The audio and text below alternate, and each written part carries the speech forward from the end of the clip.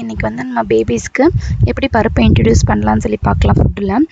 First இந்த 2 types of dals வந்து நம்ம இன்ட்ரடியூஸ் பண்ணலாம். ஒன்று வந்து மைசூர் பருப்பு, இன்னொன்று பாசிப்பருப்பு. ஏன் வந்து நார்மல் துவரம்பருப்பை விட மைசூர் பருப்பு சூஸ் பண்ணலான்னா, மைசூர் பருப்பு வந்து ஈஸியாக டைஜஸ்ட் ஆகும். அண்ட் பாசிப்பருப்பு ஆஸ் யூஷுவல் அதுவும் ஈஸியாக டைஜஸ்ட் ஆகிடும் குழந்தைங்களுக்கு. ஸோ நம்ம அதனால் பயப்பட தேவையில்லை. ஃபஸ்ட்டு இன்ட்ரடியூஸ் பண்ணுறப்போ இந்த மைசூர் பருப்பை இன்ட்ரடியூஸ் பண்ணிவிட்டு அதுக்கப்புறம் ஒரு 7th மந்த் அந்த மாதிரி வந்து நீங்கள் வந்து நார்மல் துவரம்பருப்பு வந்து பேபிக்கு இன்ட்ரடியூஸ் பண்ணிக்கலாம். அரிசியும் பருப்பையும் ஃபஸ்ட்டு கொஞ்சம் ஊற வச்சுக்கலாம்.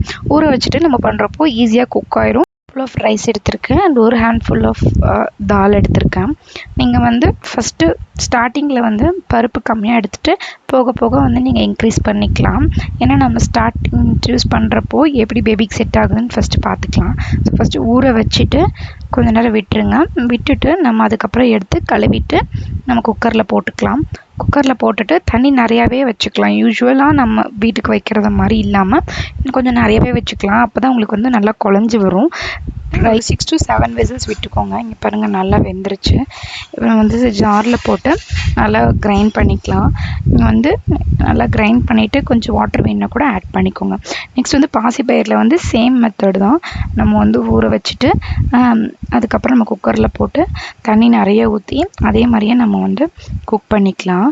நல்லா ஊறிடுச்சு பாருங்கள். பருப்பு வந்து சிறு பருப்புன்றதுனால டக்குன்னு வெந்துடும். பருப்புலையுமே ப்ரோட்டீன் வந்து ரொம்ப நிறைய இருக்குது. ஸோ பேபிக்கு தேவையான அளவுக்கு ப்ரோட்டீன் வந்து இந்த ஃபுட்டு கொடுத்தீங்கனாலே உங்களுக்கு இதுலேருந்து போயிடும். பாருங்கள் நிறைய வாட்டர் ஆட் பண்ணியிருக்கேன். குக்காய் வரப்போ நமக்கு கிரைண்ட் பண்ணுறதுக்கு ஈஸியாக இருக்கும். இது கூட ஒரு pinch of turmeric powder add பண்ணியிருக்கேன். பாருங்கள் வச்சுட்டு நம்ம வந்து ஒரு 6 to 7 விசில்ஸ் விட்டுக்கலாம். நல்லா குழஞ்சி வந்துருச்சு.